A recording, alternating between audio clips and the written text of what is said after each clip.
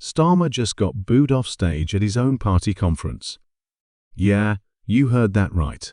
Labour supporters are turning on him. We've uncovered a web of scandals that's tearing Labour apart from the inside. From cancelled elections to dodgy deals with China, it's all connected, and it's even worse than you think. So let's talk about something that's got a lot of people riled up lately. Labour has gone and cancelled local elections in 9 councils. Yeah, you heard that right.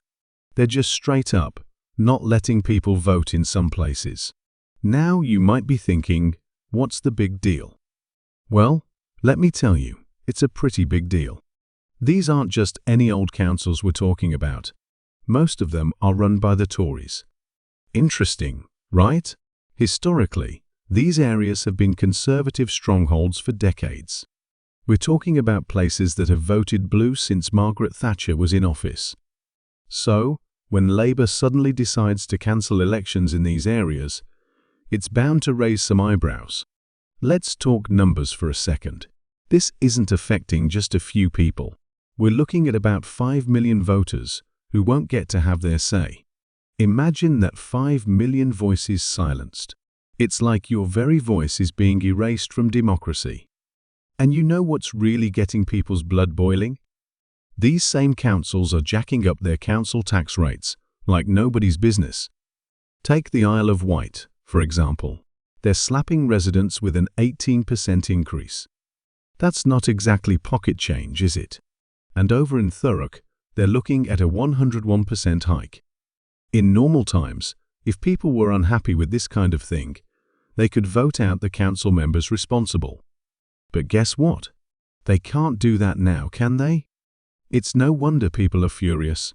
Some folks are so angry, they're even refusing to pay their council tax altogether. I mean, can you blame them? They're being asked to fork over more money, but they don't get any say in how it's spent or who's in charge of spending it. You know, there's an old saying that fits this situation perfectly: no taxation without representation. That's exactly what Rupert Lowe from Reform UK is saying about all this. And he's got a point, doesn't he? This principle has been a cornerstone of democracy for centuries, and now it's being trampled on in broad daylight. But here's where things get really interesting. Is Labour actually scared of losing these areas to Reform UK? I mean, think about it. Reform UK has been gaining some serious traction lately, especially in areas where people feel like the mainstream parties aren't listening to them. And now, all of a sudden, elections are getting cancelled in these same areas. It's hard not to connect the dots. You've got to admit, it all looks pretty suspicious. Labour talks about democracy and fairness, but their actions tell a different story. They're hiking up taxes, cancelling elections, and basically telling people, tough luck. You just have to deal with it.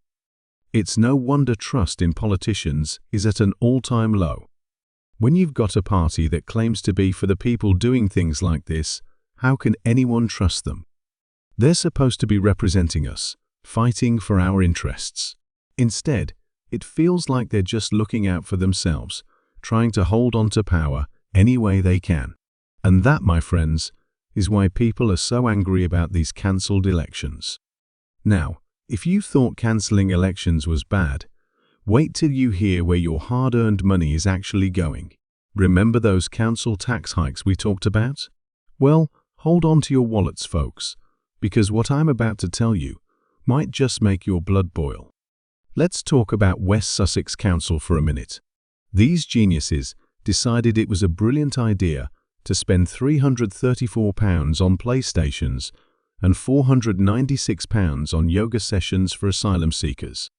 While you're struggling to pay your bills, the council is handing out gaming consoles and Zen classes like they're running some kind of luxury retreat. And it's not just West Sussex. This is happening all over the country. We're talking millions of pounds being poured into these so-called asylum seeker initiatives.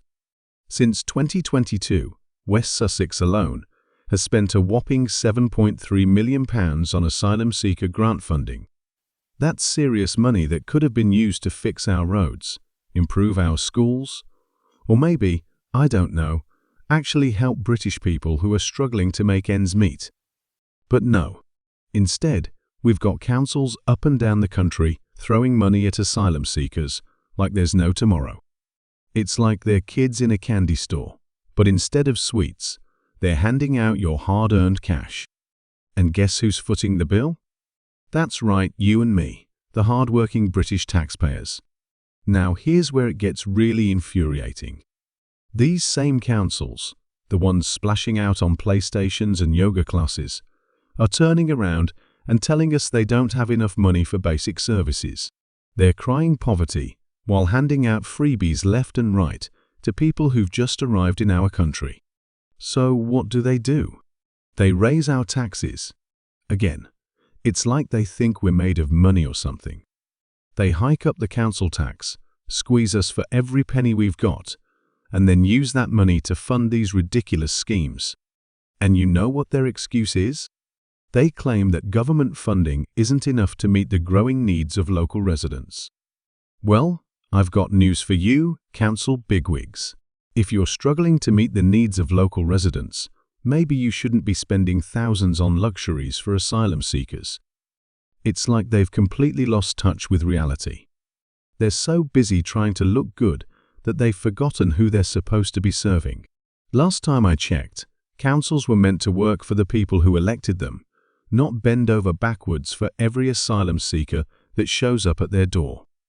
This isn't about being anti-immigrant. This is about priorities. This is about fairness.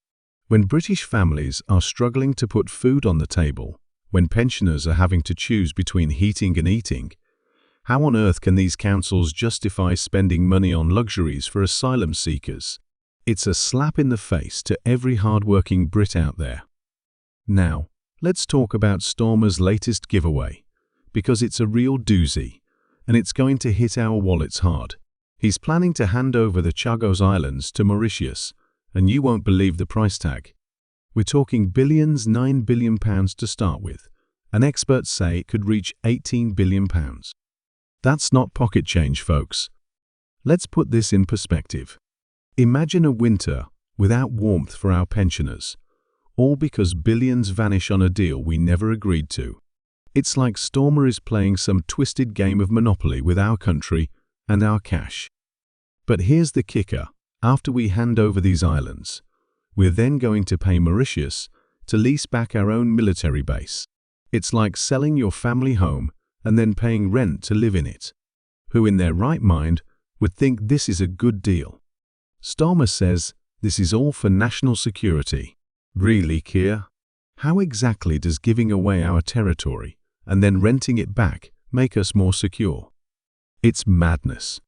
It's almost like Starmer is playing a game of how fast can I make everyone hate me. First, he cancels local elections, denying millions their right to vote. Then he stands by while councils hike up taxes to pay for luxuries for asylum seekers. And now this. But here's the real question we should all be asking: what's the end game here? Because from where I'm sitting, it looks like he's systematically dismantling everything that makes Britain, well, Britain.